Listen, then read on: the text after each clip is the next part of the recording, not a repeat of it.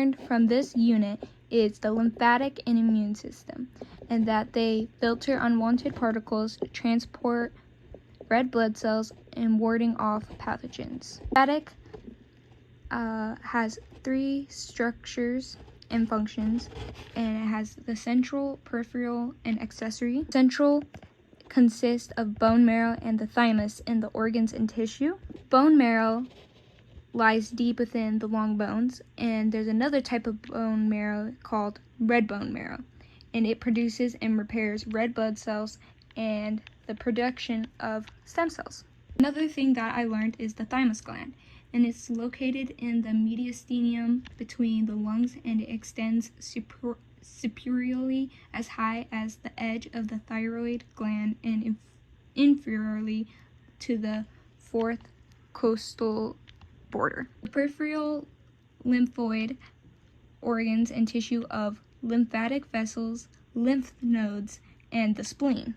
The lymph vessels are the bodies of tissue are bathed by a clear fluid that is called lymph, which is known as lymphatic fluid.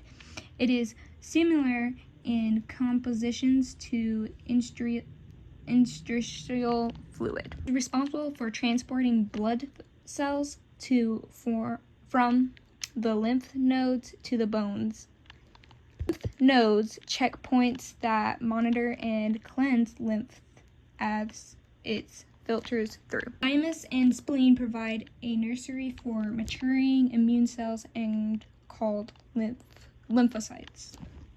The lymphatic capillary are made of loosely overlapping endothelial cells that make flap-like immunitive that only open in one direction. That's the reason so it doesn't backtrack any fluid.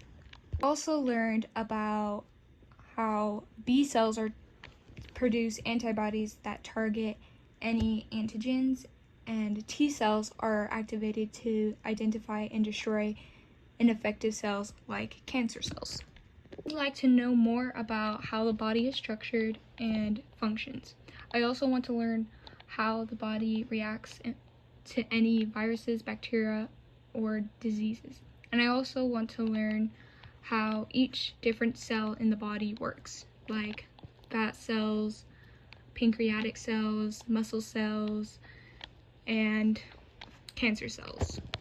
What resources will help me find my answers are like watching documentaries or looking at websites with .org or .gov.